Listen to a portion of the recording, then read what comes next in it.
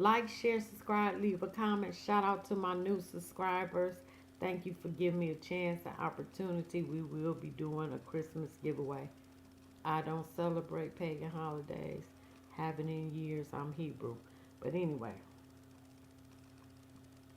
shout out to y'all. I seen this. Well, I didn't see it. I want to watch this documentary, and I believe this documentary going to show how Newsome has destroyed California. Without further ado, we're gonna get off into it because I gotta go to work. It's only like 20 minutes, and this is elite luxury insides, and we just gonna look at LA.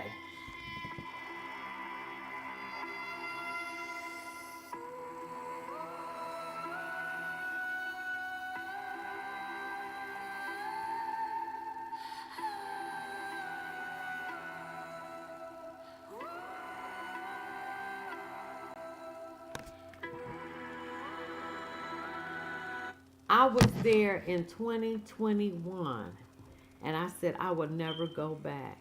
I have never seen the amount. Skid Row is 60 blocks of homelessness, drug addicts, mental illness. It was absolutely awful. Newsom should be ashamed of itself, and then all that fraud y'all did with the homeless money ain't did shit for the homeless. Cause it show I never seen the amount of people living in cars and RVs. I didn't even stay in LA. I stayed in the suburbs in Woodland Hills with the rich folk.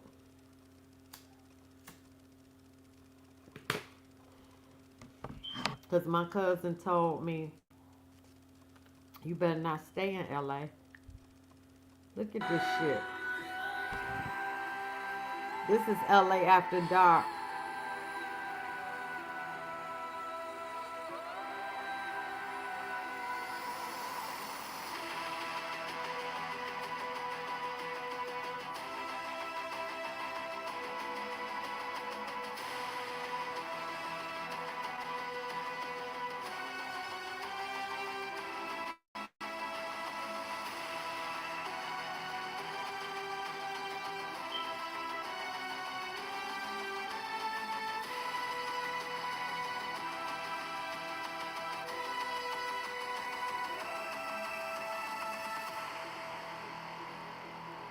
Wow, they did a good damn job. Of drugs seized by LA County Sheriff deputies at a location. Many people are aware that they take fentanyl. Two more local deaths possibly linked to the growing fentanyl crisis. You can't just go throwing people out in parking lots around town, and we have preschools and gymnastics, and little kids like to skateboard here. You know, this human trafficking is real here. Prostitution is real here. And all they got to do is get you hooked, and it's a If you want to make it through the night in Los Angeles, avoid the streets the cops won't even drive through. Because here, one wrong block after sunset could make you the next story on tomorrow's crime report.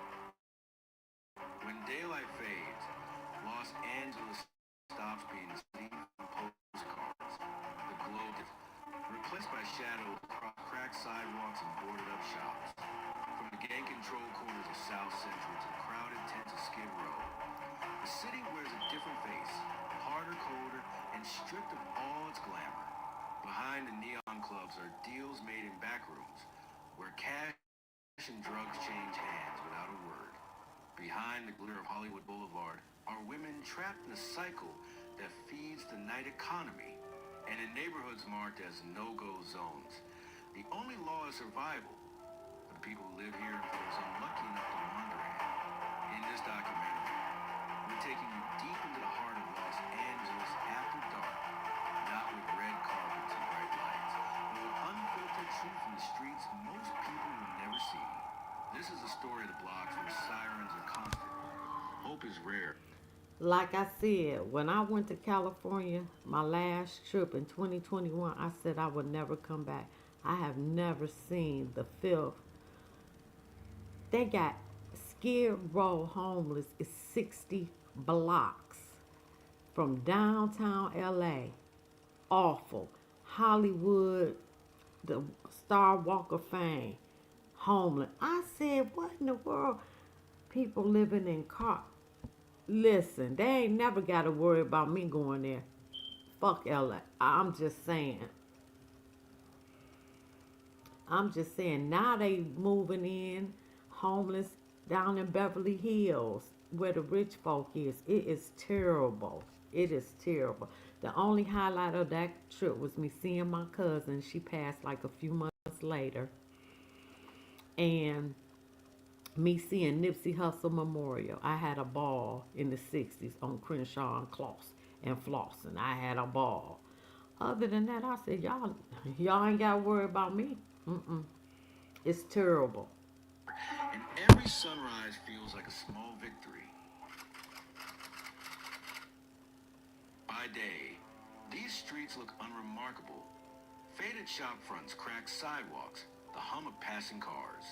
But when night falls, they transform into something else entirely. Here in the heart of Los Angeles, our blocks so dangerous that even seasoned officers think twice before stepping in. Locals call them the no-go zones. The LAPD calls them containment areas. On these streets, the law exists in theory, but not in practice. Police presence is minimal, not out of neglect, but survival. You learn quickly which corners you stay away from. Exactly, therapy. And then he's sitting on a $69 million deficit and want to give free health care to illegals, but he had to change that. Exactly. And then don't want Trump to send the National Guard over there. When you see the lawlessness, I was like, damn, I'm glad I'm from Detroit because I wasn't scared. But I can just imagine. Oh, my kids, they went to the hooker and I stayed in the hooker store and I was pissed off because anyway, the guy came up to the window. He was all tattooed. You could tell he was crazy. I was like, oh my God. So when he passed and he was just laughing, I jumped out that car because I was driving. I had rented a 6-passenger Suburban truck. It was sharp. I jumped out that car so fast and went up there into the hooker bar and had a good time. Scared the shit out of me. Now that time I did get scared. That was the one and only time. A veteran paramedic, recalling nights when even ambulances needed armed escorts. It's not just about gang turf or drug deals. It's the unpredictable volatility, the street arguments spiraling into gunfire. Stray bullet? Just a stray bullet. I got one. It's stuck in my spine. If I get it taken out. A dimly lit alley where someone simply vanishes. Surveillance cameras are rare, and when they do exist, they're often broken or ignored. By midnight, the atmosphere is unmistakable. Strangers don't make eye contact. Footsteps quicken, and somewhere in the distance, the sharp crack of a gunshot echoes between buildings. Here, crimes don't just happen. They flourish, shielded by silence and fear. In these no-go zones, the real danger isn't just what you see, it's what you don't. And for those who live here, nightfall is not an ending. It's the beginning of another battle to survive until morning. Hey, Boomers, thank you for subscribing. Appreciate you. Thank you. From last year to now, we have about a 71% increase in robberies. Just a few blocks from... And y'all don't want Trump to send in the National Guards. You see the people in Memphis is so happy that their kids was able to go out and play in their backyard. But in 2 weeks, they haven't heard no gunshots. Where the YNs at now? They ain't heard no gunshots in Memphis. They in the house. They said this the first piece somebody said in 5 years. But this what the fuck they want in our community. I'm fed up. Gleaming corporate towers and luxury lofts lies a stretch of Los Angeles that feels like another world entirely. Skid Row, a name whispered with equal parts pity and dread, is home to one of the largest concentrated homeless populations in the United States.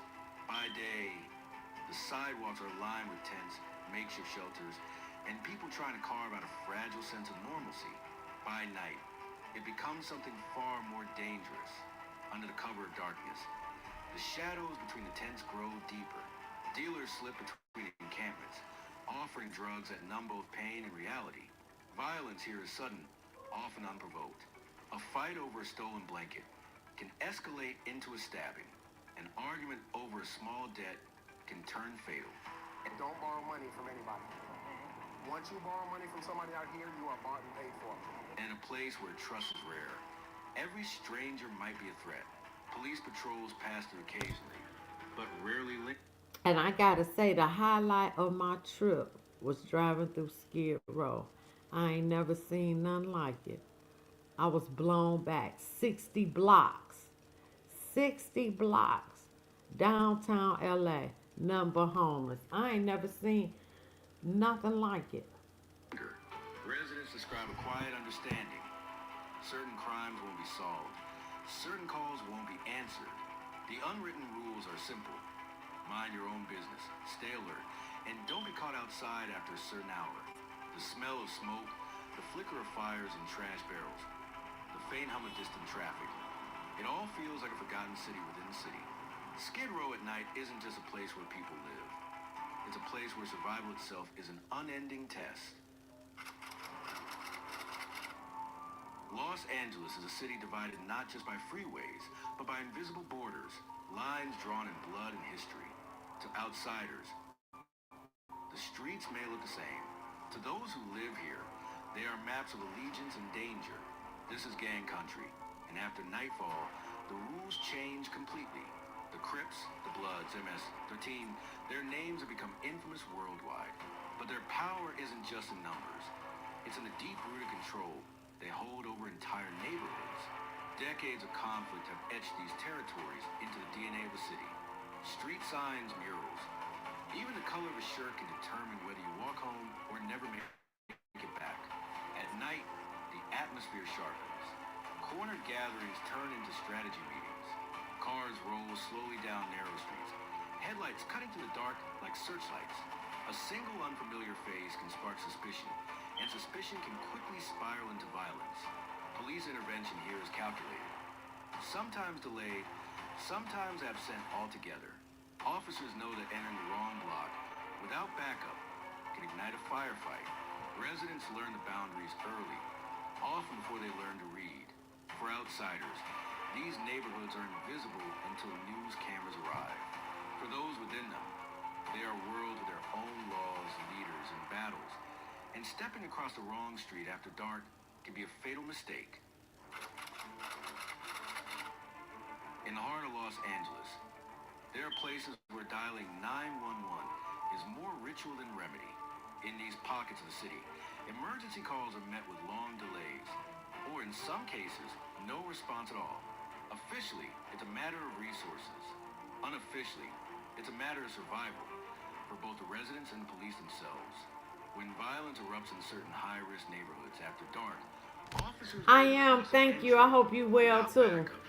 Stepping into a known danger block can be a calculated gamble, one where the odds often lean toward bloodshed. Dispatchers know this. Residents know it too. In some areas, locals have stopped calling altogether, relying instead on neighbors, family, or even gang members for protection. The consequences are brutal.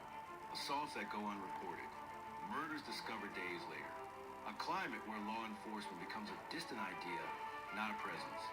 For those living here, justice isn't measured in court cases. It's measured in whether you make it home at the end of the night. To outsiders, the absence of police presence is shocking. To insiders, it's simply the reality of living in a city where some streets are ruled by fear, not law, and where the sound of the siren can be as rare as silence. My pimp, he stabbed me and tried to put me in his trunk. What did your pimp do? Your pimp I didn't have a pimp. She didn't give him We're hot as fuck. And we have a 91% increase in rapes. After sunset, Los Angeles undergoes a transformation. The neon-lit streets of Hollywood and downtown pulse with energy, but beneath the glossy facade of cocktail bars and rooftop lounges lies a shadow market, one that thrives in parallel with the city's legal nightlife. Prostitution, though officially illegal, remains deeply embedded in the city's underground economy, along stretches like Figueroa Street, known locally as a track. The trade operates in plain sight. Advocates argue for decriminalization, citing safety concerns for sex workers. while law enforcement maintains periodic crackdowns. Underground clubs, hidden behind unmarked doors and warehouse facades, cater to exclusive, invitation-only crowds. Inside, everything from high-stakes gambling to unregulated performances takes place, often operating beyond the reach of health and safety laws. Illicit trades feed off this night economy. Counterfeit goods, stolen electronics, and unlicensed pharmaceuticals circulate through discrete networks, exchanging hands under the cover of music and darkness. From the air, Los Angeles glitters, a mosaic of moving lights, stretching endlessly toward the horizon. But at street level, away from the glamour, an unregulated, cash-driven world quietly sustains thousands of livelihoods while challenging law enforcement's ability to control it. Here, night is not just a time, it is an economy in itself.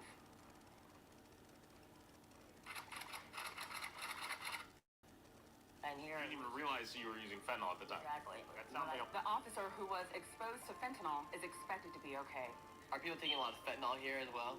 Very much. I've lost about 20 friends to fentanyl within the last half a year. From the air, Los Angeles looks like an endless web of freeways, a city in constant motion. But some of these routes carry more than commuters. They are the lifelines of trade measured not in dollars alone, but in lives lost. Fentanyl and methamphetamine have carved their way into the city's bloodstream. They arrive at the ports of Long Beach and Los Angeles, concealed in shipping containers, or flowing across the southern border, hidden in vehicles, swallowed in capsules, or strapped to bodies. From there, they spread through distribution points embedded in neighborhoods already struggling with poverty and crime. On the street, the scale of the crisis is visible. Skid Row, South LA, parts of San Fernando Valley, each tells the same story. Dealers work in plain sight. Transactions exchange in seconds. Users huddle in alleys, on sidewalks, beneath freeway overpasses. Look at that Fentanyl's shit. potency makes it particularly deadly. Just a few grains can stop a heart. Overdoses now outnumber homicides in several districts. Meth, cheaper and longer lasting, keeps its grip through relentless addiction. From above, the city still glitters at night. But beneath that glow, the drug arteries pulse, silent, constant, and fatal, carrying their cargo into every corner of Los Angeles. It's the same effect now on everybody. So many things happen to so many different people, they gotta take it out on somebody. You know what I'm saying? Because they get so many... They're getting expired tranquilizer from Africa, actually. What? Then you can smoke another brand and you can be standing in front of a city bus breakdancing, waiting for it to run you over, or fighting with 4 or 5 people at the same time. In the criminal underworld, some threats are loud and violent. Others are silent and nearly invisible. Fentanyl belongs to the latter, a synthetic opioid first developed in the 1960s for surgical anesthesia. It is now responsible for tens of thousands of deaths each year in the United States alone. According to the Centers for Disease Control and Prevention, CDC, just 2 milligrams, an amount that could fit on the tip of a pencil, can be fatal for the average adult. Exposure doesn't always come in the form of intentional use. Law enforcement agencies have reported incidents where officers experience sudden respiratory distress after accidental contact or inhalation of airborne particles during searches and arrests. Damn. The trainee was exposed to fentanyl and nearly died. Once inside the body, fentanyl binds the opioid receptors in the brain, slowing breathing to dangerous levels. Victims may exhibit pinpoint pupils, bluish lips, or sudden unconsciousness within minutes. Without intervention, oxygen deprivation can lead to brain damage, coma, or death. Emergency responders often rely on naloxone, a fast-acting antidote. But the window for saving a life can be painfully short. In the shadow of drug trafficking networks, fentanyl isn't just another product. It's a weapon, one that kills indiscriminately, with a potency so extreme that even those who never meant to take it can pay the ultimate price. Every day, deputies recover fentanyl in our communities. And the county jails are not immune either to the dangers of this drug. In Los Angeles, there are neighborhoods where every streetlight casts a shadow that hides more than it reveals. Blocks with hum of traffic is replaced by the low thump of bass from passing cars, the crack of gunfire, or the slow roll of a police cruiser scanning faces. Some people leave the moment they can. Others never had that choice. They grow up here, raise families here, and learn to survive by reading the signs. The color of bandana, the cars that don't belong, the faces that mean trouble. For residents, danger is not a headline. It's the background noise of daily life. Children know which alleys to avoid. Parents text warnings about police raids or turf clashes. And at night, windows become barricades, not just barriers against the weather. Yet there's resilience here, too. Block parties that defy the darkness, neighbors who watch each other's kids, whisper advice to newcomers about staying safe. People adapt, because leaving isn't always possible, and sometimes it isn't even desired. This is home, no matter how dangerous. From the outside, these streets look like trouble. From the inside, they're a world bound by unspoken codes, survival skills, and the kind of loyalty only shared hardship can forge. In Los Angeles, some stories never find an ending. They live in dusty case files stacked in police archives, in faded crime scene photos, and in the restless memories of detectives who can't let them go. These are the unsolved murders. This is really good. This is elite luxury insights. He did a damn good job on this documentary. Who struck once and vanished.